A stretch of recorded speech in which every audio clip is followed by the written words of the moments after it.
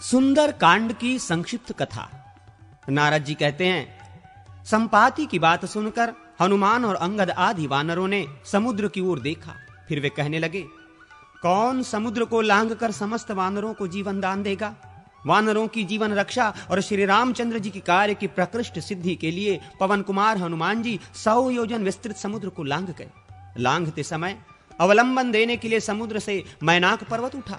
हनुमान जी ने दृष्टि मात्र से उसका सत्कार किया। फिर छाया ग्राहणी सिंहिका ने सिर उठाया। वो उन्हें अपना ग्रास बनाना चाहती थी, इसलिए हनुमान जी ने उसे मार गिराया। समुद्र के पार जाकर उन्होंने लंकापुरी देखी, राक्षसों के घरों में खोज की। लंका के अंतःपुर में तथा कुंभकर्ण, विभीषण, इंद्रजीत तथा अन्य राक्षसों के ग्रहों में जा जाकर तलाशी की। मद्यपान के स्थानों आदि में भी चक्कर लगाया, किंतु कहीं भी सीता उनकी दृष्टि में नहीं पड़ी। अब वे बड़ी चिंता में पड़े। अंत में जब अशोक वाटिका की ओर गए तो वहां शिशंपा वृक्ष के नीचे सीता जी उन्हें बैठी दिखाई दी। वहां राक्षसियां उनकी रखवाली कर रही थीं। हनुमान जी ने शिशंपा वृक्ष पर चढ़कर देखा, रावण सीता से कह रहा था, तू मेरी स्त्री हो जा, किंतु वे स्पष्ट शब्दों में ना कर रही थीं। वहां बैठी हुई राक्षसियां भी यही कहती थीं, तू रावण की स्त्री हो जा। जब रावण चला गया तो हनुमान जी ने इस प्रकार कहना आरंभ किया। अयोध्या में दशरथ नाम वाले एक राजा थे। उनके 2 पुत्र राम और लक्ष्मण वनवास के लिए गए थे। वे दोनों भाई श्रेष्ठ पुरुष हैं। उनमें श्री रामचंद्र जी की पत्नी जनक कुमारी सीता तुम ही हो। रावण तुम्हें बलपूर्वक हर ले आया है। श्री रामचंद्र जी इस समय वानर राज सुग्रीव के मित्र हो गए हैं। उन्होंने तुम्हारी खोज करने के लिए ही मुझे भेजा है। पहचान के लिए गूढ़ संदेश के साथ श्री रामचंद्र जी ने अंगूठी दी है, ये अंगूठी ले लो। सीता जी ने अंगूठी ले ली। उन्होंने वृक्ष पर बैठे हुए हनुमान जी को देखा। फिर हनुमान जी वृक्ष से उतरकर उनके सामने आ बैठे। तब सीता ने उनसे कहा, यदि श्री रघुनाथ जी जीवित हैं तो वे मुझे यहां से ले क्यों नहीं जाते? इस प्रकार शंका करती हुई सीता जी से हनुमान जी ने इस प्रकार कहा, देवी सीते, तुम यहां हो ये बात श्री रामचंद्र जी नहीं जानते। मुझसे ये समाचार जान लेने के पश्चात सेना सहित राक्षस रावण को मारकर वे तुम्हें अवश्य ले जाएंगे। तुम चिंता न करो, मुझे कोई अपनी पहचान दो। तब सीता जी ने हनुमान जी को अपनी चूड़ामणि उतार कर दे दी और कहा, भैया अब ऐसा उपाय करो जिससे श्री रघुनाथ जी शीघ्र आकर मुझे यहां से ले चलें। उन्हें कौवे की आंख नष्ट कर देने वाली घटना का स्मरण दिलाया। आज यहीं रहो, कल सवेरे चले जाना। तुम मेरा शोक दूर करने वाले हो। तुम्हारे आने से मेरा दुख बहुत कम हो गया। चूड़ामणि और काक वाली कथा को पहचान के रूप में लेकर हनुमान जी ने कहा, कल्याणी, तुम्हारे पतिदेव अब तुम्हें शीघ्र ही ले जाएंगे, अथवा यदि तुम्हें चलने की जल्दी हो तो मेरी पीठ पर बैठ जाओ। मैं आज ही तुम्हें श्री राम और सुग्रीव के दर्शन कराऊंगा।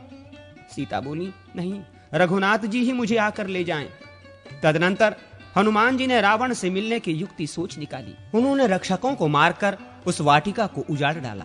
फिर दांत और नख आदि आयुधों से वहां आए हुए रावण के समस्त सेवकों को मारकर 7 मंत्री कुमारों तथा रावण पुत्र अक्षय कुमार को भी यमलोक पहुंचा दिया। तत्पश्चात इंद्रजीत ने आकर उन्हें नागपाश से बांध लिया और उन वानर वीर को रावण के पास ले जाकर उससे मिलाया। उस समय रावण ने पूछा, तू कौन है? तब हनुमान जी ने रावण को उत्तर दिया, मैं श्री रामचंद्र जी का दूत हूं। तुम श्री सीता जी को श्री रघुनाथ जी की सेवा में लौटा दो, अन्यथा लंका निवासी समस्त राक्षसों के साथ तुम्हें श्री राम के बाणों से घायल होकर निश्चय ही मरना पड़ेगा। ये सुनकर रावण हनुमान जी को मारने के लिए उद्यत हो गया, किंतु विभीषण ने उसे रोक दिया। तब रावण ने उसकी पूंछ में आग लगा दी। पूंछ जल उठी। ये देख पवन पुत्र हनुमान जी ने राक्षसों की पूरी लंका को जला डाला और सीता जी का पुनः दर्शन करके उन्हें प्रणाम किया। फिर समुद्र के पार आकर अंगद आदि से कहा, मैंने सीता जी का दर्शन कर लिया है। तत्पश्चात अंगद आदि के साथ सुग्रीव के मधुवन में आकर दधिमुख आदि रक्षकों को परास्त करके मधुपान करने के अनंतर वे सब लोग श्री रामचंद्र जी के पास आए और बोले, सीता जी का दर्शन हो गया। श्री रामचंद्र जी ने भी अत्यंत प्रसन्न होकर हनुमान जी से पूछा। श्री रामचंद्र जी बोले, कपिवर, तुम्हें सीता का दर्शन कैसे हुआ? उसने मेरे लिए क्या संदेश दिया है? मैं विरह की आग में जल रहा हूं। तुम सीता की अमृतमयी कथा सुनाकर मेरा संताप शांत करो। नारद जी कहते हैं, यह सुनकर हनुमान जी ने रघुनाथ जी से कहा, भगवान, मैं समुद्र लांघ कर लंका में गया था। वहां सीता जी का दर्शन करके लंकापुरी को जलाकर यहां आ रहा हूं। ये सीता जी की दी हुई चूड़ामणि लीजिए, आप शोक न करें। रावण का वध करने के पश्चात निश्चय ही आपको सीता जी की प्राप्ति होगी। श्री रामचंद्र जी उस मणि को हाथ में ले विरह से व्याकुल होकर रोने लगे और बोले, इस मणि को देखकर ऐसा जान पड़ता है मानो मैंने सीता को ही देख लिया। अब मुझे सीता के पास ले चलो, मैं उसके बिना जीवित नहीं रह सकता। उस समय सुग्रीव आदि ने श्री रामचंद्र जी को समझा बुझाकर शांत किया। तदनंतर श्री रघुनाथ जी समुद्र के तट पर गए। वहां उनसे विभीषण आकर मिले। विभीषण के भाई दुरात्मा रावण ने उनका तिरस्कार किया था।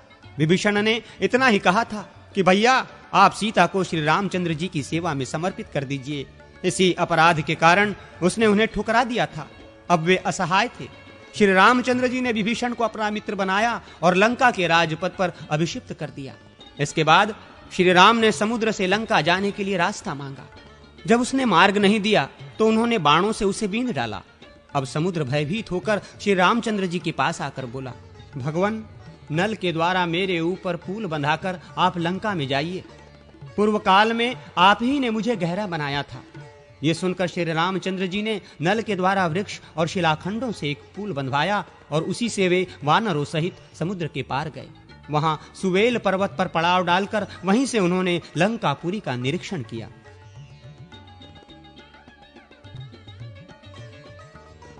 युद्ध कांड की संक्षिप्त कथा। नारद जी कहते हैं, तदनंतर श्री रामचंद्र जी के आदेश से अंगद रावण के पास गए और बोले, रावण, तुम जनक कुमारी सीता को ले जाकर शीघ्र ही श्री रामचंद्र जी को सौंप दो, अन्यथा मारे जाओगे। ये सुनकर रावण उन्हें मारने को तैयार हो गया। अंगद राक्षसों को मार पीट कर लौट आए और श्री रामचंद्र जी से बोले, भगवान, रावण केवल युद्ध करना चाहता है। अंगद की बात सुनकर श्री राम ने वानरों की सेना साथ ले युद्ध के लिए लंका में प्रवेश किया।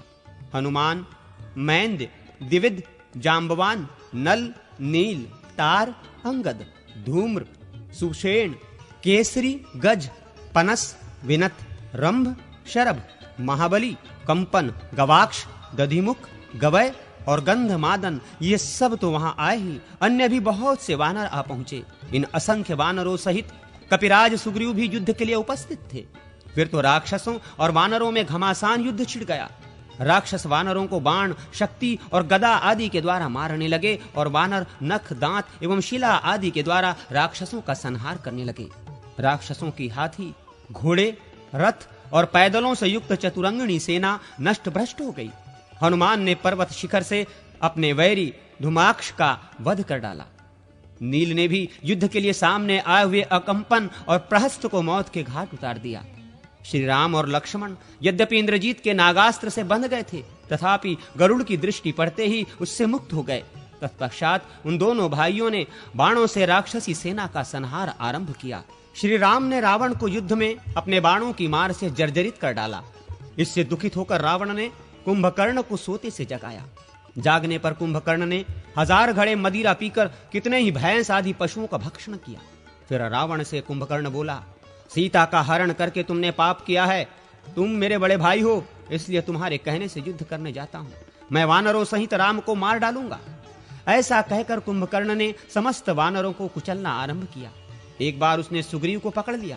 तब सुग्रीव ने उसकी नाक और कान काट लिए। नाक और कान से रहित होकर वह राक्षसों का भक्षण करने लगा। ये देख श्री रामचंद्र जी ने अपने बाणों से कुंभकर्ण की दोनों भुजाएं काट डाली। इसके बाद उसके दोनों पैर तथा मस्तक काटकर उसे पृथ्वी पर गिरा दिया। तदनंतर कुंभ, निकुंभ, राक्षस मकराक्ष, महोदर, महापार्श, मत्त, राक्षस श्रेष्ठ, उन्मत्त, प्रघस, भास्कर्ण, विरूपाक्ष, देवांतक, नतरांतक, त्रिशिरा और अतिकाय युद्ध में कूद पड़े। तब इनको तथा और भी बहुत से युद्ध परायण राक्षसों को श्री राम, लक्ष्मण, विभीषण एवं वानरों ने पृथ्वी पर सुला दिया। तत्पश्चात इंद्रजीत, मेघनाथ ने माया से युद्ध करते हुए वरदान में प्राप्त हुए नागपाश द्वारा श्री राम और लक्ष्मण को बांध लिया।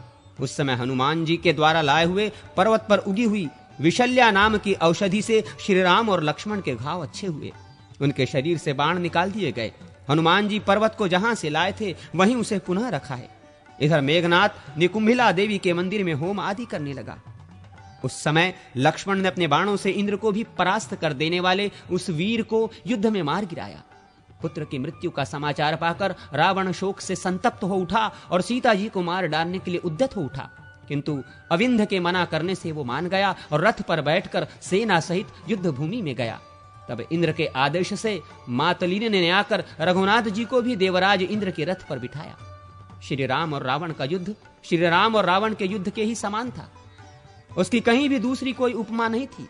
रावण वानरों पर प्रहार करता था और हनुमान आदि वानर रावण को चोट पहुंचाते थे। जैसे मेघ पानी बरसाता है, उसी प्रकार श्री रघुनाथ जी ने रावण के ऊपर अस्त्र शस्त्रों की वर्षा आरंभ कर दी।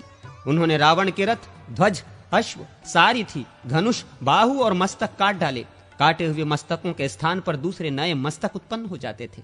ये देखकर श्री रामचंद्र जी ने ब्रह्मास्त्र के द्वारा रावण का वक्षः स्थल विदीर्ण करके उसे रणभूमि में गिरा दिया।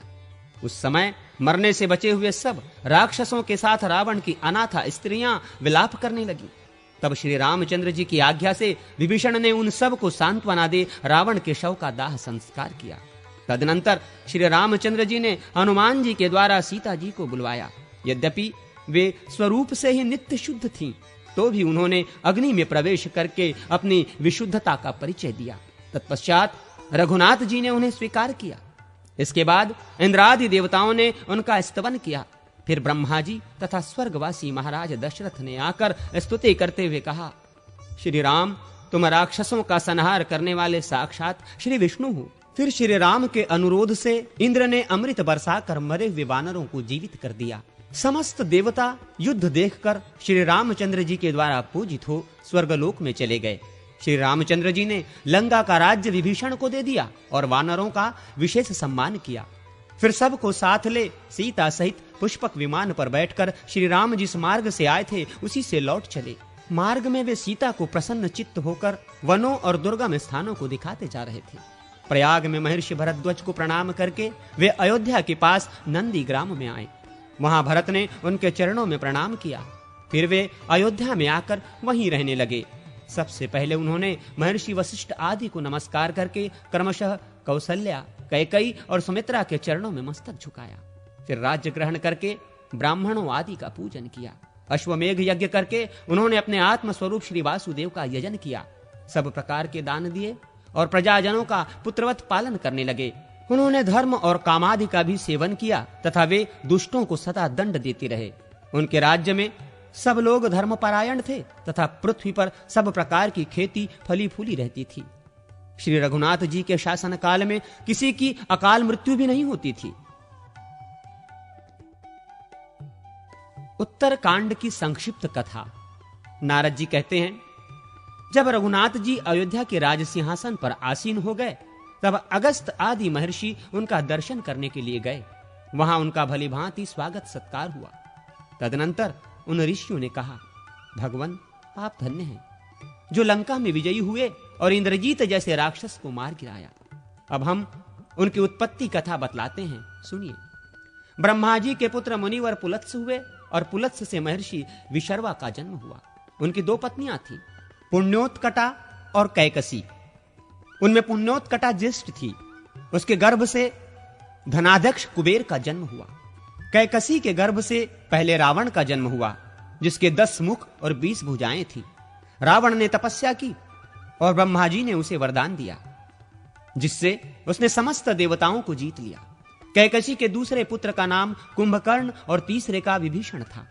कुंभकर्ण सदा नींद में ही पड़ा रहता था, किंतु विभीषण बड़े धर्मात्मा हुए। इन तीनों की बहन शूर्पणखा हुई। रावण से मेघनाथ का जन्म हुआ। उसने इंद्र को जीत लिया था, इसीलिए इंद्रजीत के नाम से उसकी प्रसिद्धि हुई। वो रावण से भी अधिक बलवान था, परंतु देवताओं आदि के कल्याण की इच्छा रखने वाले आपने लक्ष्मण के द्वारा उसका वध करा दिया। ऐसा कहकर वे अगस्त्य आदि ब्रह्मर्षि श्री रघुनाथ जी के द्वारा अभिनंदित हो अपने अपने आश्रम को चले गए। तदनंतर देवताओं की प्रार्थना से प्रभावित श्री रामचंद्र जी के आदेश से शत्रुघ्न ने लवणासुर को मारकर एक पुरी बसाई, जो मथुरा नाम से प्रसिद्ध हुई। तत्पश्चात भरत ने श्री राम की आज्ञा पाकर सिंधु तीर निवासी शैलूष नामक बलोन्मत्त गंधर्व का तथा उसके 3 करोड़ वंशजों का अपने तीखे बाणों से संहार किया। फिर उस देश के गांधार और मद्र 2 विभाग करके उनमें अपने पुत्र तक्ष और पुष्कर को स्थापित कर दिया। इसके बाद भरत और शत्रुघ्न अयोध्या में चले आए और वहां श्री रघुनाथ जी की आराधना करते हुए रहने लगे। श्री रामचंद्र जी ने दुष्ट पुरुषों का युद्ध में संहार किया और शिष्ट पुरुषों का दान आदि के द्वारा भली भांति पालन किया। उन्होंने लोकापवाद के भय से अपनी धर्मपत्नी सीता को वन में छोड़ दिया था। वहां वाल्मीकि मुनि के आश्रम में उनके गर्भ से 2 श्रेष्ठ पुत्र उत्पन्न हुए, जिनके नाम कुश और लव थे। उनके उत्तम चरित्रों को सुनकर श्री रामचंद्र जी को भली भांति निश्चय हो गया कि ये मेरे ही पुत्र हैं। तत्पश्चात उन दोनों को कौशल के 2 राज्यों पर अभिषिक्त करके मैं ब्रह्म हूं, इसकी भावना पूर्वक ध्यान योग में स्थित होकर उन्होंने देवताओं की प्रार्थना से भाइयों और पूर्ववासियों सहित अपने परम धाम में प्रवेश किया। अयोध्या में 11,000 वर्षों तक राज्य करके वे अनेक यज्ञों का अनुष्ठान कर चुके थे।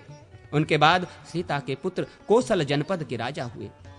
अग्निदेव कहते हैं, वशिष्ठ जी, देवर्षि नारद से यह कथा सुनकर महर्षि वाल्मीकि ने विस्तार पूर्वक रामायण नामक महाकाव्य की रचना की। जो इस प्रसंग को सुनता है वो स्वर्गलोक को जाता है।